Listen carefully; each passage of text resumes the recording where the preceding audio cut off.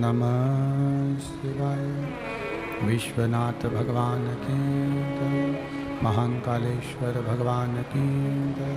ओमकारेश्वर भगवान की जय। चंपेश्वर महादेव की, एकांतेश्वर महादेव की, कुबेरेश्वर महादेव की जय। हर हर महादेव, हर हर महादेव, हर हर महादेव हर। काशी विश्वनाथ, ओगरदानी, त्रिकालदर्शी, कैलाशी, अविनाशी भगवान शिव, जिनकी पुनीत पावन शिव महापुराण की कथा संपूर्ण विश्व के कल्याण हेतु बाबा देवादिदेव महादेव की कृपा से श्रवण करने का सौभाग्य आप और हमको प्राप्त हुआ है। भगवान शिव की कृपा से जीवन आनंद फाउंडेशन और श्री राम जन्म उत्सव समिति के तत्वाधान में यह आयोजित किया गया है। कथा के मुख्य यजमान के रूप में श्री प्रेम प्रकाश पांडे जी, पूर्व विधानसभा अध्यक्ष छत्तीसगढ़ शासन, एवं श्री विनोद सिंह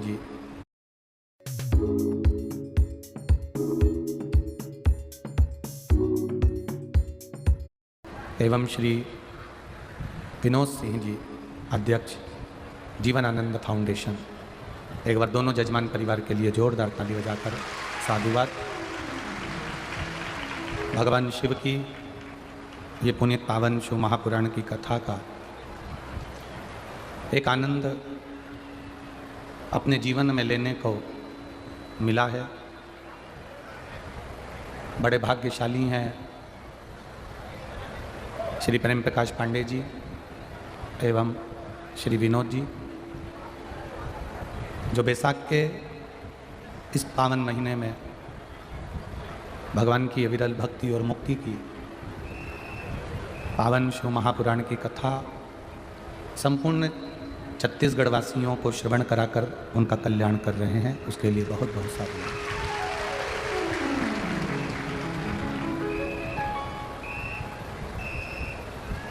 अपने जीवन में ये मानव की जो योनि मिली है, मानव का जो जीवन मिला है, इस मानव की योनि में कोई कर्म ऐसा कर कर चले जाना, कोई कार्य ऐसा कर कर चले जाना कि अपन रहें ना रहें, पर कोई मार्ग ऐसा बनाकर चले जाना कि जिंदगी भर आपका नाम दुनिया की जीवान पर रह जाए। ऐसा कर्म कर कर जाए।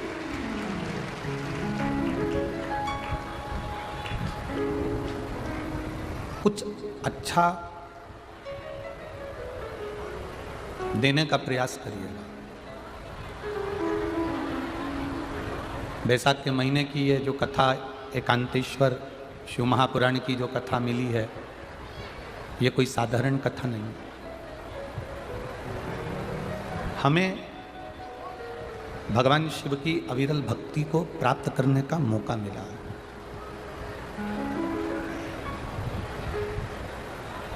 सात दिन में थोड़ा थोड़ा भी अगर हमने अपनी जिंदगी में उतारा है तो वो हमारे जीवन के लिए कहीं ना कहीं सुख देने वाला है। देखिए, ये जो कान होते हैं, इन कानों में छेद करवाया जाता है और उसमें हम कुंडल पहनते हैं। आप लोग पहने? बोलो बोलो, जम के बोलो। पहने? तो वो कुंडल जो पहने रहते हैं, धीरे धीरे धीरे धीरे वो कानों का जो छिद्र है, आप कुंडल उतार भी देंगे तो वो छिद्र रह जाएगा। क्यों इन कानों को क्यों छेदा जाता है? और ये आज का नहीं है, कई वर्ष पुराना है, कई वर्ष पुराना। इतने सुंदर कान भगवान ने दिए हैं, इतने सुंदर कर्ण दिए हैं, उन कर्णों को हम क्यों छेदते हैं? उन कानों को छेदने का कारण क्या है?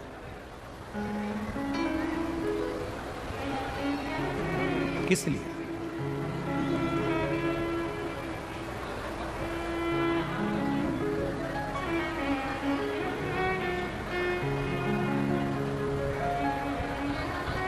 उन कानों को छेदने का कारण कोई दूसरा नहीं होता।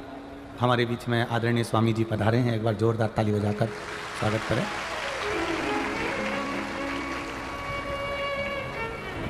माता शबरी के पावन धाम से आप पधारे हैं, बहुत बहुत स्वागत, वंदन, अभिनंदन।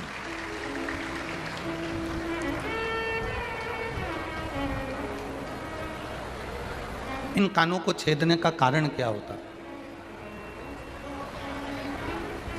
क्यों छेदा जाता है? तो कोई कहेगा कि रोग को मिटाने के लिए, कोई कहेगा बीमारी को मिटाने के लिए, कोई कहेगा सुंदरता के लिए, कोई कहेगा कोई और बातों के लिए। पर इन कानों को छेदने का सबसे बड़ा कारण केवल एक है कि जब कोई बुरी बात आपके कानों के पास में आए तो इन छेदों में से उस पार निकाल दो, और जब कोई अच्छी बात आए तो इन कान के छेद से अंदर उतार दो।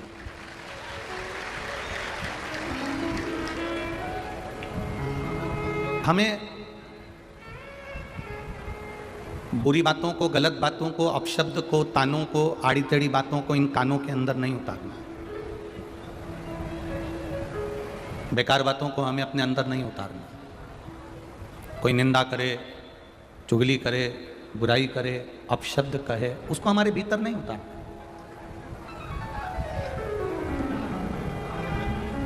अगर बुरी बात आ रही है, कोई बेकार बात आ रही है, कोई गलत बात आ रही है, तो हमारे कानों में जो छेद हैं, इस छेद में से वो निकलकर उधर चली जाए, पर हमारे पास ना रहे। और यदि कोई ज्ञान की बात मिल रही है, कोई बहुत अच्छे शब्द मिल रहे हैं, बहुत ऊंची बात मिल रही है, बहुत आनंद के विषय मिल रहे हैं, बहुत श्रेष्ठ बातें हमको प्राप्त हो रही है, बहुत ऊंचे कहीं सत्कर्म, कहीं सत्संग, कहीं भजन, कहीं कीर्तन हमको अगर प्राप्त हो रहा है, तो उसको हमें इन कानों के छेद से नहीं निकालना है, उनको हमें इन कानों के भीतर उतारना है। एक बात अपनी जिंदगी में उतार कर रखिएगा, 2 तरह का जहर होता है। छत्तीसगढ़िया लोग और जितने भी भारत के, विश्व के जितने भक्त शंकर के इस पावन कथा को आस्था चैनल पर सुन रहे हैं, फेसबुक यूट्यूब पर सुन रहे हैं, ध्यान से सुनिएगा, स्मरण से सुनिएगा। 2 तरह का जहर होता है। एक जहर मुख से पिया जाता है और एक जहर कान से पिया जाता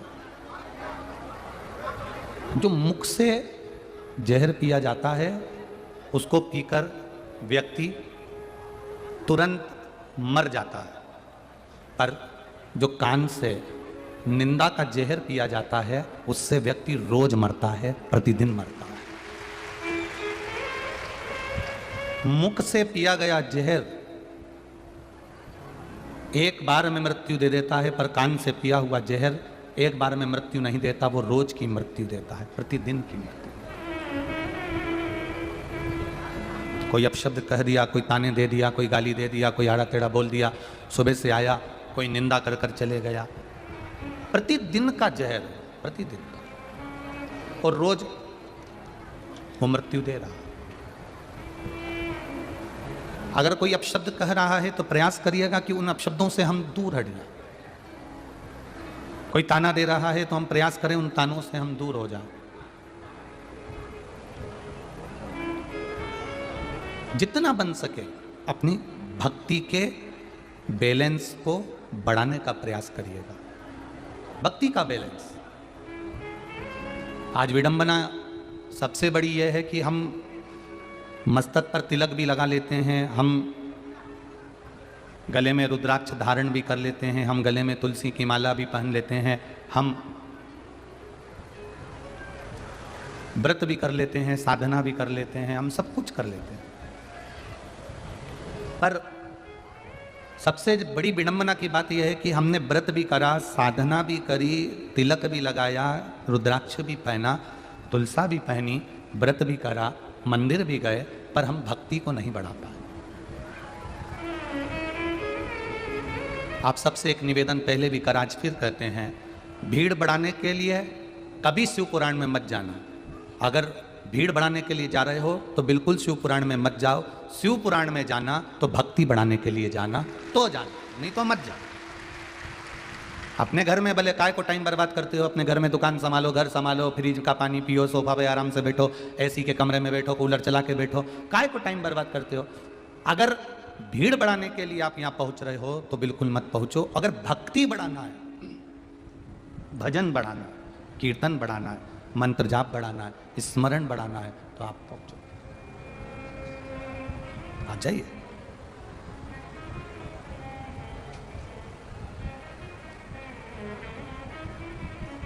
आप में से कितने लोग हैं जो मोबाइल में कभी बैलेंस चेक ही नहीं करते हो? करते हो ना रोज, 2-4-8 दिन में, महीने भर में, 2 महीने में। और तुम अगर मोबाइल में बैलेंस चेक नहीं करोगे कि कितना बचा, ये चेक नहीं करोगे तो जो कंपनी का मोबाइल है वो कंपनी की बाई तुमको रोज मैसेज भेज देगी, इतने दिन में, इतनी तारीख को तुम्हारा डाटा, अरे बोलो जम के बोलो, खत्म होने वाला है। भेजती कि नहीं भेजती? एक मैसेज जब बैलेंस खत्म होने का समय आता है, मोबाइल में जब बैलेंस खत्म होने का समय आता है तो 2-4 दिन में एक मैसेज आता रहता है, इतने दिन का टॉप अप जमा कर लीजिए, इतने दिन में तुम्हारा बैलेंस खत्म हो जाएगा, तुम्हारी वैधता इतने दिन की बची है। बोलो री जी, सही है कि गलत? इतने दिन की बची है। टाइम पर आप मोबाइल का बैलेंस चेक करते रहते हो, कितना बचा, कितना जीबी बचा, कितना खर्च हो गया, कितना बचा। टाइम पर जैसे मोबाइल का बैलेंस चेक करते हो, टाइम पर टीवी का भी बैलेंस डलवाना पड़ता है, वो बैलेंस भी खत्म होने वाला रहता है, तो तुम्हारे आधे से ज़्यादा चैनल चलना बंद हो जाते हैं। टाइम पर मोबाइल का बैलेंस चेक करते हो, टाइम पर टीवी का बैलेंस चेक करते हो, टाइम पर बैंक का बैलेंस चेक करते हो, तो टाइम पर भक्ति का बैलेंस भी चेक करते रहा करो कि कम तो नहीं हो गई। जैसे मोबाइल का बैलेंस खत्म होता है तो मैसेज आता है, आपकी भक्ति भजन कम होता है तो उसके भी मैसेज आते हैं। घुटना दुखने लगता है, पहला मैसेज है। किसी का एक्सीडेंट हो गया, जम के बोलो जरा, दूसरा मैसेज। सबके बच्चों की शादी पक्की कराई तुमने और तुम्हारी औलाद की शादी तुम पक्की नहीं करवा पा रहे हो, तीसरा मैसेज वो भेज रहा है। क्यों? तुम कहते हो मेरे तो कभी पहले घुटने ही नहीं दुखते थे, मेरा तो कभी एक्सीडेंट ही नहीं हुआ था, फिर ये अभी एक्सीडेंट कैसे हो गया?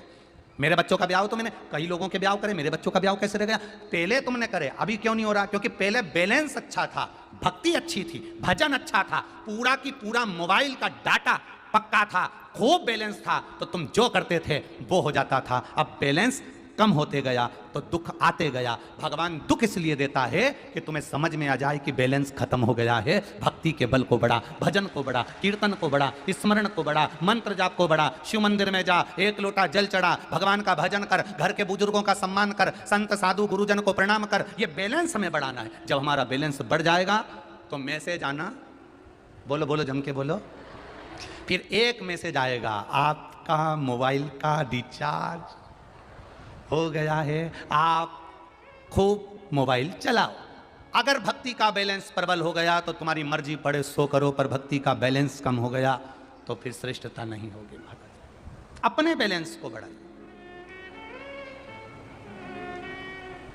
टाइम पर मोबाइल चेक करते हो, टाइम पर टीवी चेक करते हो कि कितना बचा, टाइम पर अपने बैंक का अकाउंट चेक करते हो, कितना गया कितना बचा। ऐसा ही टाइम पर अपने जीवन का बैलेंस भी देखते जाओ कि मैंने कितना झूठ बोला, कितना कपट करा, कितनी बेईमानी करी, कितना गलत किया और कितना मैंने अच्छा करा। हमारा बैलेंस कितना बचा है, हमने कितना भजन किया है, कितना कीर्तन किया है, कितना मंत्र जाप किया है, कितना स्मरण किया है। अपने बैलेंस को देखने का प्रयास करिएगा तो आपको खुद आनंद की अनुभूति हो जाएगी। हमें दूसरे के मोबाइल का बैलेंस नहीं देखना, हमें अपना बैलेंस देखना।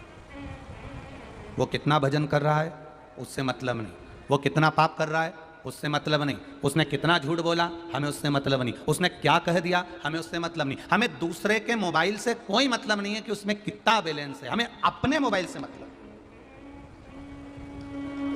अपने मोबाइल से ये चार्ज हुआ कि नहीं। और देखिए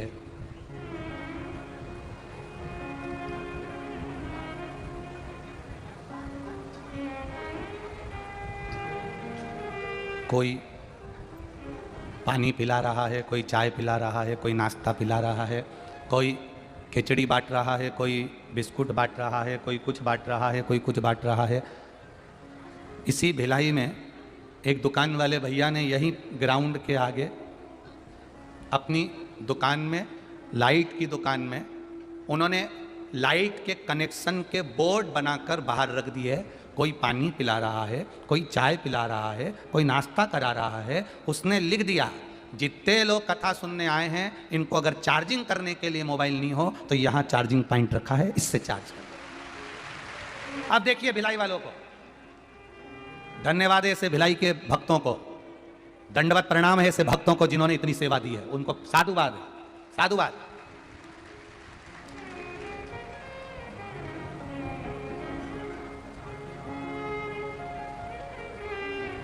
अब उन्होंने चार्जिंग का एक स्थान बना दिया कि साहब आपको यहां मोबाइल चार्ज करना है। उसी तरह परमात्मा ने भी इस शिव महापुराण के पंडाल को चार्जिंग का बोर्ड बनाकर रख दिया है। यहां आओ और चार्ज होकर चले जाओ, यहां आओ भजन कर कर चले जाओ। यहां आए हो भगवान की अविरल भक्ति को धारण करिए, भगवान के भजन को धारण करिए, भगवान की अविरल भक्ति को अपने जीवन में उतारिए, भगवान की अविरल भक्ति को अपने भीतर उतारिए।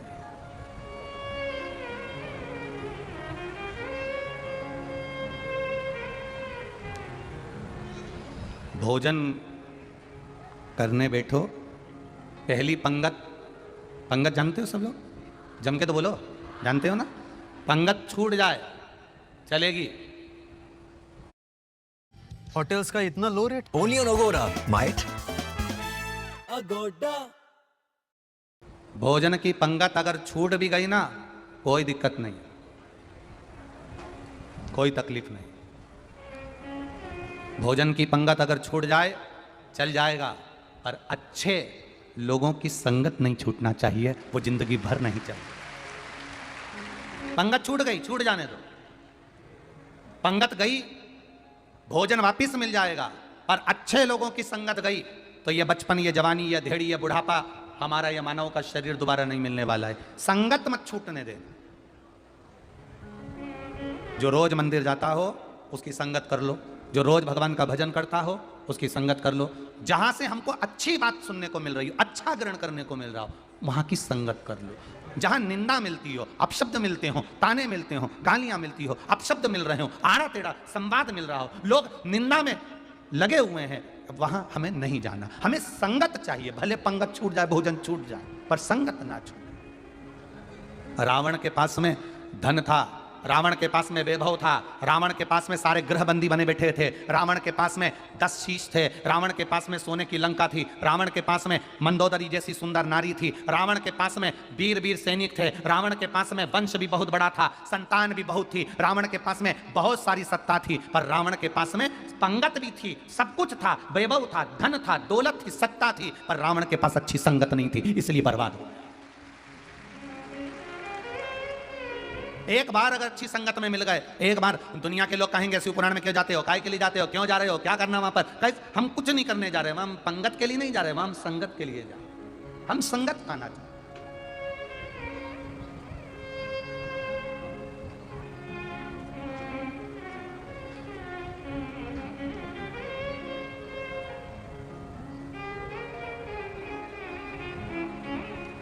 शिवरी नारायण वाले महाराज जी यहाँ पर विराजमान है। हम जब शिवरी नारायण गए थे कथा करने के लिए पहले, तो महाराज जी के वो भगवान राम जी के, राघव जी के मंदिर भी हम दर्शन के लिए गए। वहाँ जब दर्शन किया तो वहाँ छोटे छोटे ब्राह्मण के बालक और भी अन्य अन्य साधु संत तपस्वी एक जगह बैठकर सब सत्संग कर रहे थे, सब सत्संग कर रहे थे। हमें महाराज जी के मुख से एक शब्द बड़ा सुंदर लगा, वो हम यहाँ कहे भी करना रहे। महाराज जी ने कहा कि महाराज जी, हमारे इस राघव जी के मंदिर में, इस राम जी के मंदिर में दोनों चीज़ें होती है, पंगत भी होती है और संगत भी होती है, संगत भी हो, पंगत भी चल रही है और संगत भी। सत्संग ना छूटे महाराज, हमारा परमात्मा के संग ना छूटे।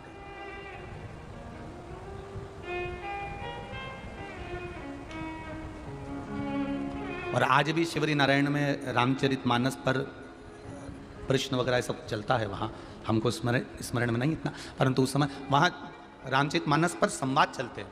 तो ये सत्संग ही तो है, ये संगत ही तो है।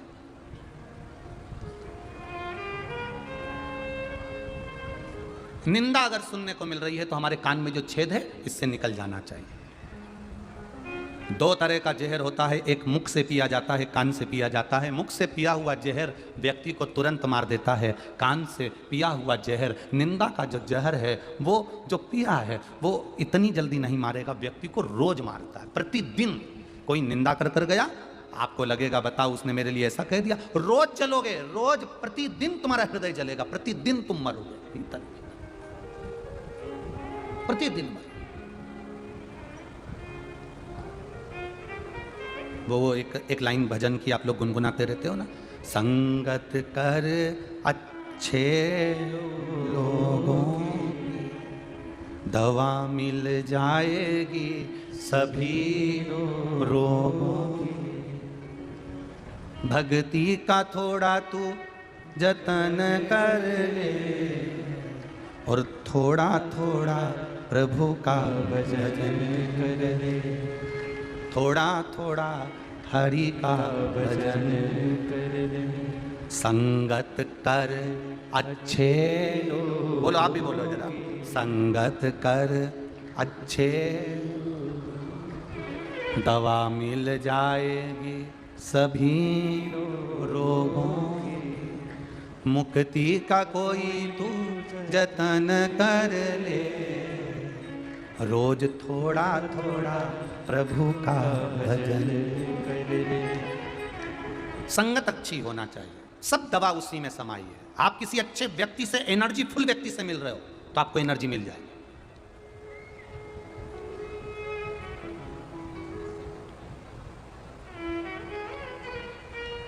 खरगोन के पास में गांव है, वहां की एक महिला ने एक पत्र लिखा, सीहोर कुबेरेश्वर धाम पर पत्र आया डाकघर द्वारा। खरगोन मध्य प्रदेश की वो महिला ने पत्र लिखा और उस पत्र में उसने लिखा कि गुरुजी को कहना धन्यवाद है, मैं इतनी तकलीफ में आ गई थी, इतनी तकलीफ में आ गई थी, मेरा पति दिन रात गाली देता था, मदिरा पीकर आता था, शब्द कहता था, ताने देता था, मारता था। मैंने भी सोच लिया था मैं कल मर जाऊंगा।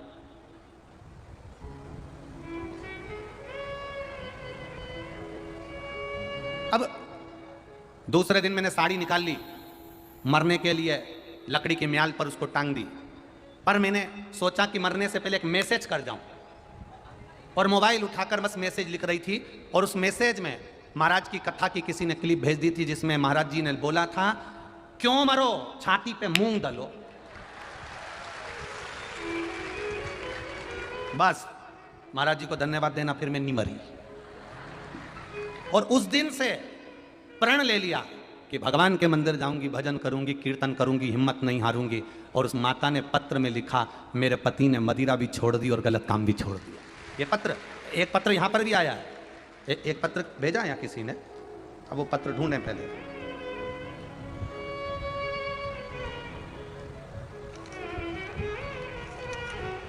संगत कर अच्छे लोगों की दवा मिल जाएगी सभी लोगों की। मुक्ति का कोई तू जतन कर ले, रोज का कोई तू जतन कर ले, रोज थोड़ा थोड़ा प्रभु का भजन कर ले, रोज थोड़ा थोड़ा भोले का भजन कर ले। पत्र में लिखा उन्होंने,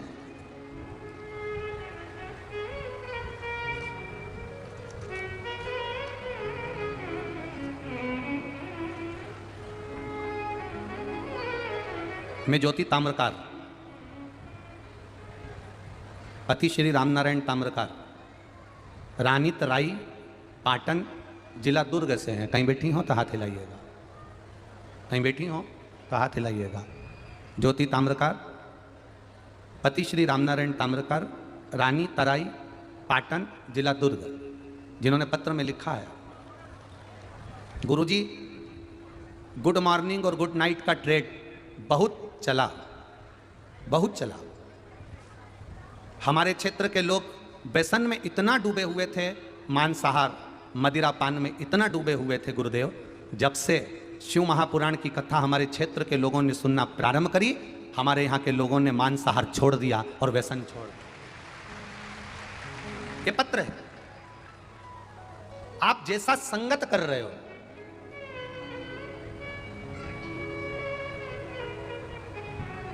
आप जैसी संगति कर रहे हो, आपको वैसा फल प्राप्त होगा। आप जितना भजन में डूबे हो वैसा फल आपको मिलेगा। आप जितनी भक्ति में डूबे हो वैसा फल आपको मिलेगा। एक पत्र आया है नाश्ते की प्लेट पर, मेरा नाम पार्वती यादव है। कहीं बैठी हो पार्वती यादव जी? तो हाथ हिलाइएगा। पार्वती यादव आप ही हैं? दोनों हाथ हिला दो ऐसा एक बार।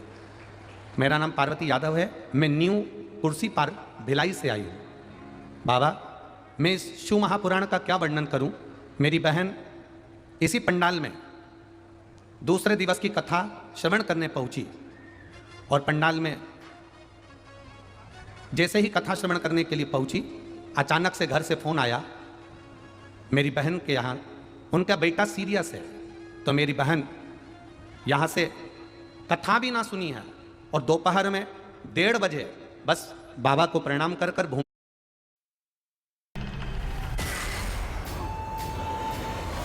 तुम कौन? तुम्हारी रूममेट। तो रेंट आधा आधा।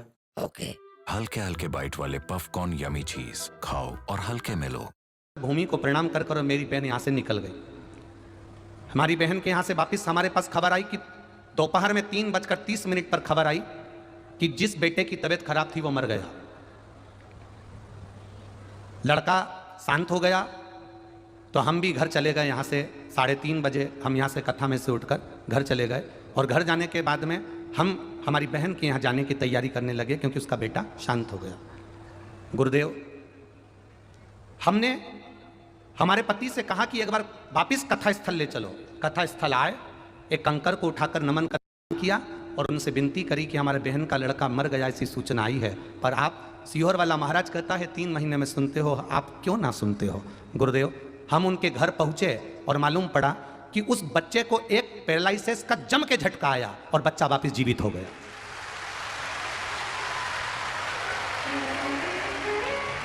बालक वापस जीवित हो गया। अब ठीक है बहन, वो एक बार दोनों हाथ हिला दो, हर हर बैठिए। मेरा नाम पार्वती यादव है, मैं न्यू कुर्सी पार से भिलाई से आई हूं। गुरुदेव, शिव तत्व किसको कहते हैं? आपका विश्वास, आपकी दृढ़ता, आपका भरोसा। आप सीहोर वाले महाराज को सुनने के लिए नहीं आए हो, सीहोर वाले महाराज को सुनने के लिए यहां नहीं पहुंचे हो, यहां आप पहुंचे हो मेरे कुबेर भंडारी को श्रवण करने के लिए, यहाँ पहुँचे हो मेरे महाकाल राजा को श्रवण करने के लिए, यहाँ पहुँचे हो एकांतेश्वर महादेव को श्रवण करने के लिए, यहाँ पहुँचे हो चंपेश्वर महादेव को श्रवण करने के लिए। यहाँ ये छत्तीसगढ़ की धरा, आप ये मत सोचिए कि मध्य प्रदेश की धरा में महाकाल बाबा विराजमान है या बिहार में भगवान वैद्यनाथ जी विराजमान है। संपूर्ण विश्व की एक एक धरा, एक एक गांव, एक एक शहर, एक एक मोहल्ला, एक एक क्षेत्र, एक एक सोसाइटी, एक एक कॉलोनी, कुछ भी शंकर के बिना नहीं है। सब जगह शिव विराजमान है। प्रत्येक जगह पर, प्रत्येक भूमि के कण कण में शंकर समाया। उस माँ ने लिखा, वो यादव बहन ने, पार्वती यादव जी ने लिखा, मैं आई, मेरे पति से कहे मेरे को एक बार लेकर चलो, एक बार मुझे उस महादेव के चरणों में जाकर कहना है कि बहन का बेटा मर गया है और मैं वहां जा रही हूं, बस इतना कहना है मुझे। वो पत्र में लिख रही है। अब मरे हुए व्यक्ति को झटका आ जाना और झटका भी आ जाना और वापिस जीवित हो जाना, अकाल मृत्यु वो मरे जो काम करे, चंडाल का काल उसका क्या बिगाड़े, जो भक्त हो महाकाल। शिव बिना नहीं हो सकता। कौन आया, कौन गया, कौन देख रहा, कौन देख रहा। हम तो आप लोगों से रोज मिलने भी नहीं आते और ना हम लोग वहां मिलते हैं। हाँ, 7 दिन में 1 दिन जरूर पहुंचते हैं आपसे मिलने के लिए, बाकी के दिन नहीं पहुंच। आप रायपुर में भी थे तो भी एक दिन हमारे 7 दिन में 5 दिन में, कौकड़ी में थे तो एक दिन जरूर आए पंडाल में मिलने के लिए, आप हाले कोसा में थे एक दिन जरूर आए, शिवरी नारायण थे एक दिन जरूर आए। ऐसा नहीं कि यहाँ नहीं आएंगे, यहाँ पर भी एक दिन मिलने के लिए प्रयास रहेगा। आजकल में कभी भी रात्रि के समय 5-10 मिनट आपसे मिलन हो जाए ये, पर हम मिलें ना मिलें, आपका रोज का मिलन उस महादेव से होना चाहिए, प्रतिदिन का मिलन, प्रतिदिन का उससे मिलन होना चाहिए। हम मिले ना मिले उससे मिलन,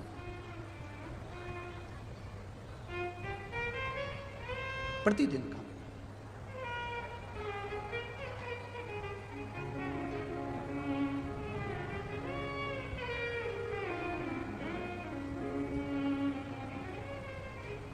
वो कहते हैं ना,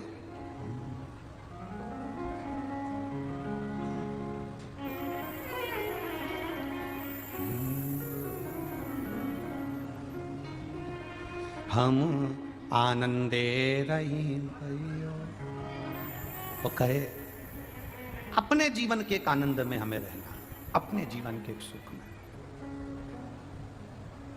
अपने जीवन के एक आनंद में हमको रहना।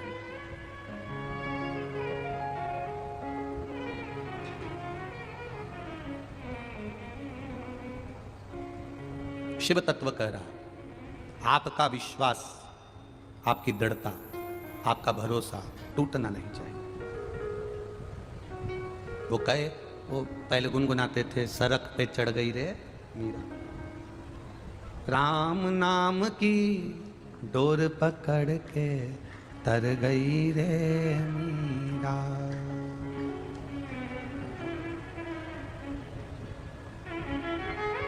अपने एक आनंद में अपने जीवन को हम जिए, अपने आनंद में हम भक्ति के आनंद में जिए। शिव कथा कह रही, भगवान शंकर का संवाद कह रहा, मुख का जहर एक बार मार देगा पर कान का जहर रोज मारेगा। और यह बड़ा विचित्र जहर है, यह व्यक्ति को प्रतिदिन मारता है। दुनिया के लोगों में एक जहर बड़ा विचित्र घोल कर रखा दो लोगों ने, जो व्यक्ति मिलता है वो एक बात जरूर कहता है, सीता जी के कारण रामायण हो गई और द्रौपदी के कारण, अरे बोलो जम के बोलो जरा, महाभारत हो। कहने वाले ने कह दिया सीता जी के कारण रामायण हो गई और द्रौपदी के कारण महाभारत हो गई, क्योंकि उनकी सोच में यह भरा हुआ था। आज तक ऐसा व्यक्ति नहीं मिला इस पूरे संसार में जिसने एक बार यह कहा हो कि नारी के अपमान के कारण रामायण और महाभारत हो गई।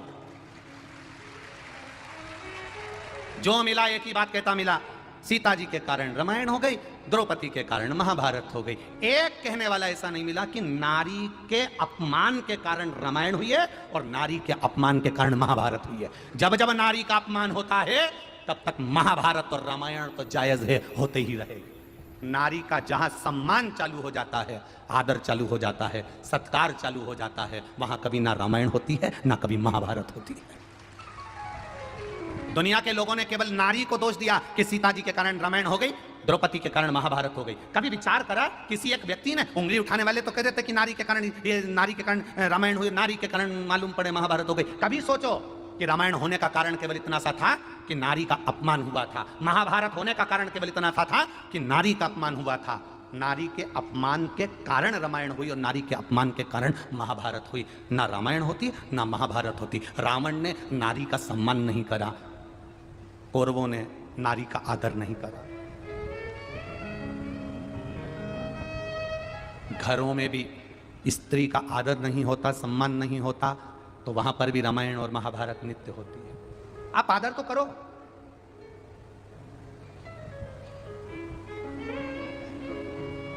किसी ने लिखा अपनी भाषा में व्हाट्सएप मैसेज पर कि गुरुजी की कथा सुनने के लिए, सियोरवाला महाराज की कथा श्रवण करने के लिए पुरुष से ज्यादा महिला कथा में जाती हैं। हम भी कहते हैं पुरुष से ज्यादा महिला कथा में जाती है, बिल्कुल जरूरी है, क्योंकि पिता का काम बच्चों के लिए कमाना है, पिता का काम बच्चों को अच्छी एजुकेशन के लिए शिक्षा देना है, पिता का काम बच्चों की दवाई ला कर देना है, पिता का काम बच्चों को कपड़े पहनाना है, और सबसे ज्यादा जरूरी काम जो पिता का नहीं है वो माता का है कि बच्चों को अच्छा संस्कार देना है। पिता से ज्यादा जरूरी है माता का पद, क्योंकि मां बच्चों को संस्कार देती है, मां बच्चों को रहने का तरीका सिखाती है, मां बच्चों के हाथ में एक लोटा जल पकड़ाकर मंदिर तक भेजती है, मां बच्चों को रहने का तरीका सिखाती है, मां बच्चों को भोजन का तरीका सिखाती है, मां बच्चों को संघर्ष करना सिखाती है। वो मां के सिवा कोई नहीं सिखा सकता। इसलिए शिव महापुराण में ज्यादातर माताएं आती हैं, क्योंकि ये माताएं जो सीख कर जाती हैं वो अपनी औलादों को देना प्रारंभ करती हैं। हम सुधरेंगे, जम के बोलो जरा, युग सुधरेगा। हम बदलेंगे, युग बदल। अपने आप को बदलने की हमको जरूरत है। आज माता सीता जी की नवमी है, आज माता सीता जी का जन्मोत्सव है। संपूर्ण भारतवासियों को, संपूर्ण देशवासियों को, संपूर्ण विदेशवासियों को, सबको मां जानकी के जन्मोत्सव की बधाई हो।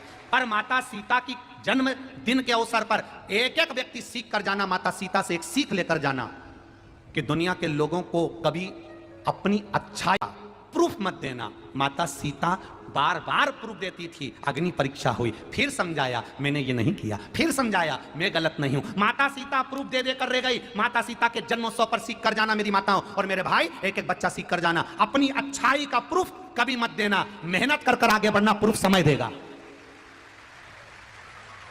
आप कितने अच्छे हो आपका प्रूफ समय देगा, घड़ी देगी, पल देगा, और आपकी मेहनत, आपका कर्म और आपकी लगन देगी। कोई आपसे कहे आप ऐसे हो, दुनिया के लोग आपको ऐसा कहते हैं, दुनिया के लोग वैसा कहते हैं, कोई जवाब मत दो। समय आएगा, प्रूफ दिया जाएगा। मां जानकी बार बार परीक्षा दी है, बार बार प्रूफ दी है। कभी अग्नि परीक्षा, कभी ये परीक्षा, कभी वो परीक्षा। माता जानकी जब गुरु बाबा के चरणों में जाकर पहुंच गई तो गुरु जी से जाकर जब निवेदन करा कि अब मैं परीक्षा देने के लायक नहीं बची, भगवान गुरु जी ने भी कह दिया अब जानकी जी तुम्हें परीक्षा देने की जरूरत नहीं है, अपने आप को सही साबित करने की जरूरत नहीं है, प्रूफ देने की जरूरत नहीं है, अब समय प्रूफ देगा। इसलिए माता जानकी मौन होकर बैठ गई जंगल में, गुरु बाबा के चरणों में आराम से अपने बच्चों को पाल रही है। समय आया और प्रूफ मां जानकी ने नहीं दिया, प्रूफ जिसने दिया मां पृथ्वी बीच में से फट गई और उसमें मां जानकी समा गई। प्रूफ जब मिला कि सत्यता क्या थी। आप में कई लोग ऐसे बैठे हैं जो रोज प्रूफ देते हैं, मैंने उससे बात करी नहीं, मैंने तो ऐसा करा ही नहीं, तुम मेरे पर विश्वास करो, मैंने ऐसा करी। कितनी बार प्रूफ दोगे? सही होने के बाद भी अगर प्रूफ दे रहे हो तो जीवन बेकार है। तुम्हारा सत्यता का प्रूफ वो परमात्मा देता है, समय आने पर देता है। अपने को प्रूफ देने की जरूरत नहीं, तुम तो मेहनत करे जाओ, बस कर्म करे जाओ। जितनी मेहनत करोगे, जितना कर्म करोगे, जितना आगे बढ़ोगे, जितना सहनशील बनकर अग्रसर होगे, उतना तुम्हारे प्रूफ देने की जरूरत नहीं पड़ेगी। तुम्हारा प्रमाण पत्र तुम्हारी मेहनत देगी, सामने प्रूफ के रूप में प्रदान कर देगी। जानकी माता के आज नवमी तिथि के दिन, आज माता सीता के जन्मोत्सव से सीख कर जाना। हमें किसी को प्रूफ नहीं देना है, कोई जज नहीं है हम किसके सामने प्रूफ दें। हमें किसी को प्रूफ नहीं देना कि हम कितने अच्छे हैं, हम क्या कर रहे हैं, हम क्या हैं। किसी को प्रूफ मत दो, समय देगा। अंत समय प्रभु बोलो बोलो जरा, सब छत्तीसगढ़ वाले बोलो। अंत समय आना, वचन दिया तो निभाए, आए ना आए प्रभु कुटुंब करिए, अंत समय प्रभु और वचन दिया तो। हमें प्रूफ नहीं देना। मां जानकी के जन्मोत्सव से हम सीख कर जाएं, हमें प्रमाण पत्र नहीं देना, हमें प्रूफ नहीं देना हम कितने अच्छे हैं कि कितने बुरे हैं।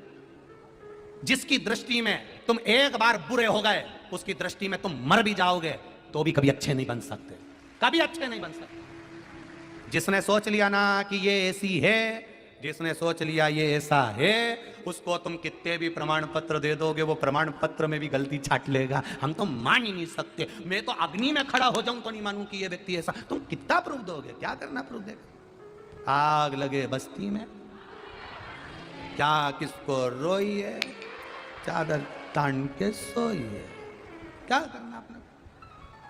जरा जरा से में नी साहब ऐसा मत बोलो साहब, वो ऐसे नहीं है, नी साहब नहीं, प्रूफ नहीं देना। शंकर भगवान के सामने ब्रह्मा जी ने प्रूफ मांगा था। भगवान विष्णु से कहे, ऊपर तक गया, नीचे आकर कहते हैं क्या ये शिवलिंग में शंकर है? ये प्रूफ। भगवान विष्णु तो कहने लगे मैं कैसे कह सकता हूं, वो तो सर्वस्व है, और यही प्रूफ प्रहलाद जी के सामने भी आया था। हिरण्यकशिपु ने कह दिया था प्रहलाद से, इस खंबे में तेरा भगवान है।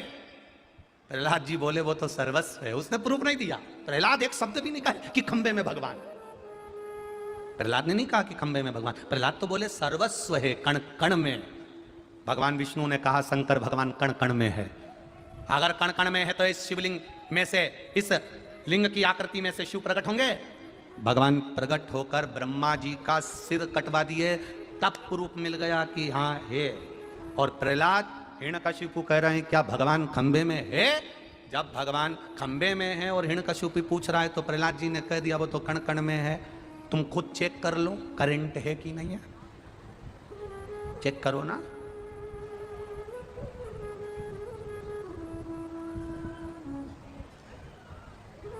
कई लोग कह देते हैं इसमें बहुत हल्का सा करंट है, बहुत हल्का सा। तो हल्का सा करंट है तो जो करंट सुधारने वाला है वो कह देता है तुम कर लो, करो तो चेक। हल्का सा करंट है, चेक करो। प्रहलाद से कहा इस खंबे में भगवान है? प्रहलाद कहते सर्वस्व है। मैं पूछ रहा हूं खंबे में भगवान है? प्रहलाद कहते सर्वस्व है। फिर हिरण्यकशिपु ने कहा खंबे में भगवान है? प्रहलाद का सर्वस्व है।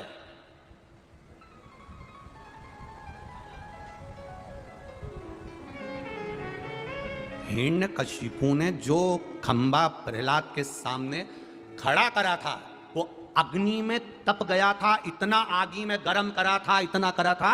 आप इस्पात नगर में रहते हो, भिलाई में रहते हो, यहाँ लोहे का सरिया खंबा इतना गर्म कर दिया, इतना गर्म कर दिया कि एकदम लाल हो गया, धधकता हुआ खंबा। और हिरण्यकशिपु कह रहा है इसमें भगवान है? प्रहलाद ने कहा सर्वस्व है। सर्वस्व है तो खंबे में भी है। प्रहलाद कहने लगा है क्या प्रमाण है तुम्हारे पास में कि इस खंबे में भगवान है? प्रहलाद ने कहा तुमने खंबे को आगी में जलाकर गर्म कर दिया, उस गर्म खंबे पे चींटी चल रही है। इतने गर्म खंबे पर चींटी चल रही है मतलब भगवान खंबे पर है, ये निश्चित है। अच्छा अभी देखता हूं। और जो गदा उठाकर खंबे पर प्रहार करा, खंबा टूटकर नीचे गिरा और नरसिंह भगवान प्रकट हो गए। हिरण्यकशिपु को प्रमाण पत्र मिल गया, प्रूफ। कब मिला? जब वो निपट गया, बीच में से फाड़ दिया।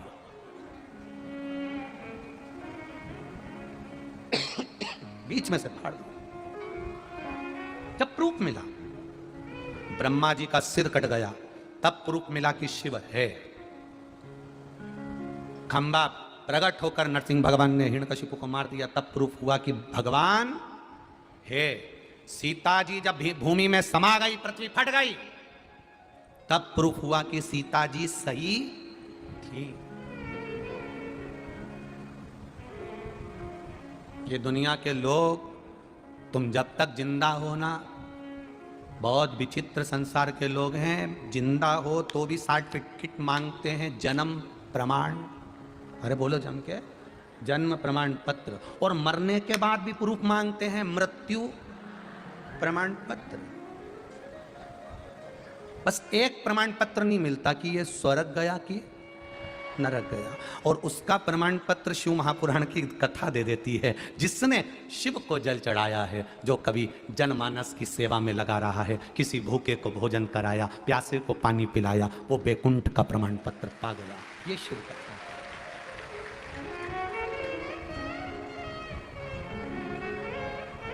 ये शिव कथा का। हम आनंद में रहियो, हम आनंद में रहियो, बम बोला के दरबार में हम आनंद में रहियो। अपनी मस्ती में रहो, अपने आनंद में रहो, अपने सुख में रहो। चाहे अग्नि में मुझे जलना, चाहे कांटों पर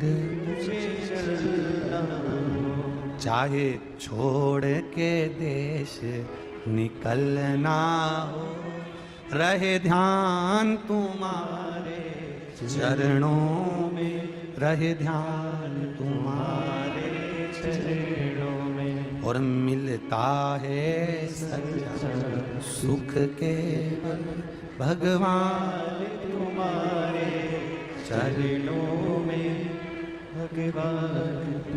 कब मिला वो सुख?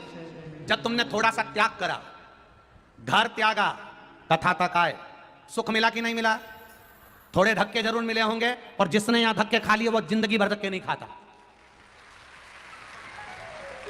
संग्रह में, जोड़ने में दुख है और त्यागने में सुख है। घर त्यागा, सुख मिला। घर त्याग कर आए, दुकान त्याग कर आए, 3 घंटे की कथा मिली, सुख मिला भगवान की शरणागति में। अब तुम एक यहाँ जितनी भी ये माताएं आती ना कथा सुनने के लिए, और भाई लोग जो कथा सुनने आते हैं, इनको देखना तुम, कुछ नहीं लेके आते, क्योंकि अगर कुछ लेकर आएंगे तो इनको रात को नींद नहीं आएगी। और इनको मालूम है कि पंडाल में सोना है, पंडाल में सोना है। एक पन्नी लाए, एक दरी लाए, एक कम्बल लाए, एक बैग लाए, बैग में भी 1-2 जोड़ कपड़ा, और अलमस्त होकर पड़ा हुआ है, उसको कोई चिंता नहीं। कोई ने पूछा तुम्हारी रोटी की व्यवस्था क्या होगी? भोले है। चाय कौन लाएगा? बोलते जाम जम के बोलो जरा, भोले है। नाश्ता कौन देगा? भोले है। बोल बम का नारा है। वो बैठा है और ये अपनी जगह से जाए नहीं, त्याग कर कर आए। अगर जोड़ कर लेकर आते, सोना चांदी हीरा मोबाइल महंगा वाला 1,50,000 का मोबाइल लेकर आ जाते, तो उसी के चक्कर में बैठे रहते। कोई चुरा नहीं ले जाए, कोई चुरा नहीं ले जाए। संग्रह में दुख है, पर त्याग में सुख है।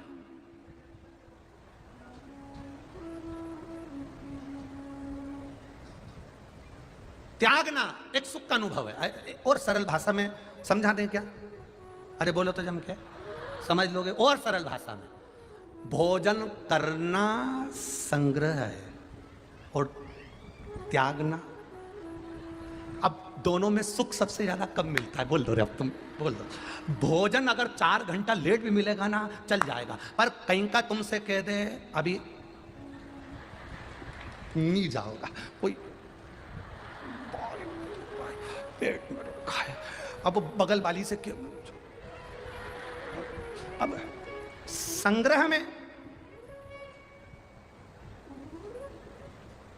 संग्रह में दुख मिल सकता है, पर त्यागने में सुख मिलेगा। वो गया और ऐसा आके बैठा जैसे कहीं का राशि सिंहासन, दादा सुख मिला। त्याग में सुख है, त्याग। अब जब तक वो नहीं त्यागे रे, अब तुमसे कोई कह दे देखो भोजन बनने में 8 घंटे की देरी है, तो तुम भूखे रह सकते हो। बोलो सही है कि गलत है? कोई बात नहीं। और कहीं का तुमसे कह दे कि जो हम घर में लेट बात बना रहे हैं, इसको बनने में 2 दिन की देरी है, और तुम कहीं नहीं जाओगे, यहीं जाना है तुमको, और तुम्हें बांध के बिठा दे। अब